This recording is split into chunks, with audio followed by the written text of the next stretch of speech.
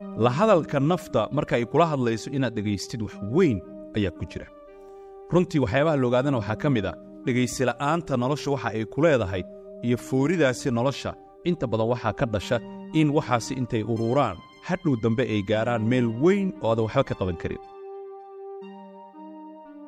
بسم الله الحمد لله ثم الصلاة والسلام على أشرف المرسلين سيدنا محمد وعلى آله وصحبه أجمعين. السلام عليكم ورحمة الله. موضوعنا maanta waxa uu ku saabsan yahay inaad dhageysatid foorida nolosha way ku foorinaysaa. hadal weyn ma cod weyn ma waxaad dareemi kartid ma laakiin intuition-kaaga iyo noloshaada gudaha nafti baa kula hadlaysa.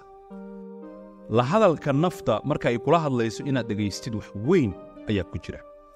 runtii waxyaabaha la ogaadana waxaa ka mid ah dhegaysi la'aanta nolosha waxa ay ku leedahay iyo fooridaasi nolosha inta badan waxaa ka dhasha in waxaasi intay ururaan hadhow dambe ay gaaraan meel weyn oo aadan waxba ka qaban karin. wax kugu soo dumayo kale ay noqdaan isbeddelku ugu dhib badnaado laakiin inta ay yar yihiin waxaasi inaad wax badan ka qaban kartid. naftu waxyaabaha ay kuu sheegi karto waxaa ka mid ah tusaale ahaan inaad rabtid shaqada inaad ka tagtid. waxay ku leedahay shaqadan ka tag, shaqadan kuma anfacayso. waxaa laga yaabaa inay ku leedahay xaaskaaga wuu kaa xun yahay, luqdad bay kuu qabtaa, kuuma faraxsan. waxaa laga yaabaa in oo naftu ay ku leedahay odagaaga wuxuu aaminsan yahay inaadan isqurxinin, odagaaga wuxuu aaminsan yahay inaadan isku roonayn iyo wax la mid ah. waxaa laga yaabaa naftaada inay ku leedahay bilow ganacsi. waxaa laga yaabaa inay naftu ku leedahay oo ay kaa dalbanayso mar waliba la hadal guddoomiyaha shirkadda, mushaarka ha lagu kordhiyo, waad u qalantaa, intaas sana ayaad joogto wax la mid. waxaa laga yaabaa in muxuu ahaa ay naftu ku leedahay mar waliba caafimaadkaada wax ka qabo, cunnadaada wax ka beddel, exercise samee, jiimka aad, socodka badi. naftu inay kula hadlaysa mar waliba. ama ugu dambayntii waxaaba laga yaabaa mararka qaarkood inay ku leedahay waddanka aad joogtid ka tag, magaalada aad joogtid ka tag, xaafaddan ku anfici mayso, asxaabtan ka dhex bax iyo wax la mid ah. kulli waxyaabahaasoo nafta ay kugula hadlayso iyo boqolaal hadal oo kale ma ahan wax iska yimid ogow. naftu waxa weeye subconsciously marka la fiiriyo qaybta hoose ee maskaxda bini'aadamka iyo qaab fikireedku waxa weeye masajida ka yimaada in la dhegaysto ayaa aad iyo aad u habboon. haddaadan tallaabo ka qaadin marka waxyaabaha dhacaya waxaa ka mid ah waxaasi inay intay ururaanay weynaadaan hadhow dambana aad wax ka qaban karin.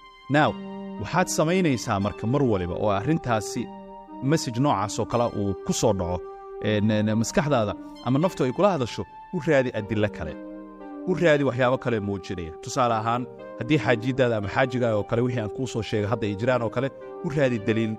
ma jiraan waxyaabo arrintaas taageeraya, ma jiraan waxyaabo arrintaasi negative ka dhigayoo diidaya. haddii aad aragtid wixii naftu ay ku lahayd wax taageeraya oo muuqda oo waxaasi muujinaya inay sax yihiin, tallaabo ka qaad.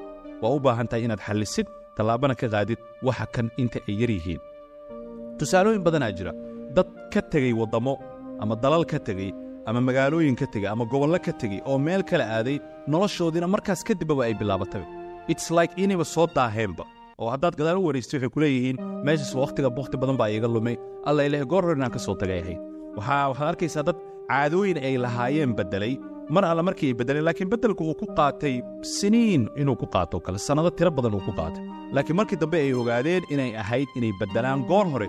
weligay allahayba waxaan waa ku tamanin jiray, weligay waxaan waa ku jiri jiray ayay dadku inta badan yadhahaan. adigu marka arrintaas iyada ah si fiican isaga fiiri, dadka noocaasna ha ka mid noqonin. isbeddelka noloshu wuxuu u baahan yahay geesinimo, dhegaysiga nafta wuxuu u baahan yahay dadnimo, wuxuuna u baahan yahay inaad riski qaadatid. waa halisaa ku jirta. tusaale ahaan shaqadan inaad ka tagtid oo aad shaqo kala aadid, ama waddanka inaad ka tagtid oo waddan kala tagtid, ama caadadan inaad beddeshid ama saaxiibkan aad beddeshid ood qof kale ku beddeshid, waxay u baahan tahay geesinimo, waxay u baahan tahay adkaysi, waxay u baahan tahay terbulansiga yara imaanaya ama culayska yara imaanaya arrintaa la socdo inaad wajihi kartid. qof waliba oon culaysyadaasi wajihi karin uma sahlano nolosha inuu ka sameeyo muxuu ah horumar fiican. sidaa darteed waxaan ku soo gabagabaynayaa isla ciwaankii ahaa mar waliba dhegayso foorida nolosha waxbay kuu sheegaysaa, nolosha waxbaa jira. hadda liisgarayso markaada muuqaalka hadda maadaama aad daawato inta aad soo gaartay, bal liisgarayso noloshaada maxay ku leedahay, maxay kugula hadashaa, fooridaada waa maxay nolosha. ilaahay subxana wa tacaala waxaan ka baryayaa wax xun oo diintaadii iyo iimaaniyaadkaada wax u dhimaayo nafta inayna kuu sheegin. haddii laakiin waxa ay kuu sheegayso ay noqdaan wax diintaadii, iimaaniyaadkaagii, cibaadadaadii wax u dhimaya haddii ay noqdaan, ha ka yeelin. sababtoo ah inna nafsa la amaaratun bisuu, amaa inta kale dhegayso u bandhig waaqica nolosha kadibna tallaabo ku habboon ka qaad. kala soco barnaamijyo xiiso badan janaalka Inspire Somali. mahadsanid.